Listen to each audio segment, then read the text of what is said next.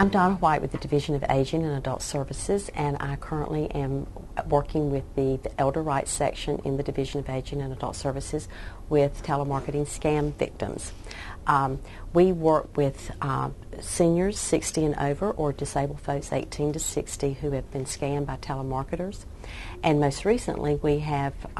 worked with some local residents in Chatham County who have been scammed by what we call the grandparent scam. Because this does seem to have been repeated in several areas of our state, we thought it might be important for you seniors to realize that you may be getting a call from somebody that identifies themselves as your grandson or granddaughter, and they ask you to send them some money through typically Western Union or one of the other ways to send money, MoneyGram.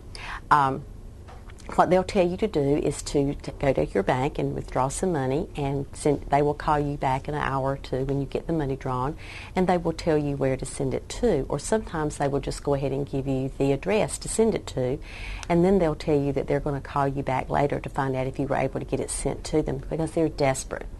Sometimes, most of the time, you will recognize your grandson or granddaughter's voice, but if it seems like it might be them, but you're just not sure because possibly you have a hearing loss or you just have a cold and you're not hearing well that day, and you might say something to the scammer, well, you don't sound like my granddaughter or grandchild or grandson, but they might say to you, well, I've got a cold, Grandma, and I'm sorry, I just don't sound, or I've been up all night studying and I'm just really desperate right now. A lot of times they'll use excuses like I've had a car accident and I don't want my mom and daddy to know about it, or I've kind of gotten into a card game and gambled a little bit too much. They'll always have a reason that they need you to send the money. They'll always give some excuse as to why they don't really sound like your grandchild. But what you need to do if your grandchild calls you and asks you that, first of all, it would be helpful for you to call their parent, whether they want you to do that or not. Call their parent and ask them if they're aware of this. The other thing is that if you're living in an assisted living facility where most of these incidences have occurred, you might want to talk this over with the director of the agency to make sure that that they are available with you when the person calls back, just to make sure that this is actually your grandchild.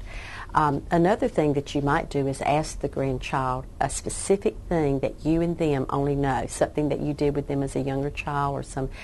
event that you've had with them, a family event that they would only know the dates and times and the facts. And don't let them trick you by saying, oh, Grandma, you must be forgetful, or Grandpa, you must be forgetful. Don't you remember that you know those things? I don't need to be telling that to you. They'll always try to convince you that you're losing your memory or that you've got a memory issue. But there are ways for you to be helped with this if you truly are scammed by this, if you've already been scammed, or if you fall prey to this. We would really encourage you to call the Attorney General's office, the North Carolina Attorney General's Office Consumer Protection Unit. That's area code 919-716-6000, and ask to speak to Dorothy Strickland. My name is Donna White, and if you have truly been scammed, Dorothy will take your information, and she possibly will refer you to the Division of Aging and Adult Services, and then we would be able to assign a volunteer that might be able to help you get to the bottom of this and any other scam that you may have fallen prey to.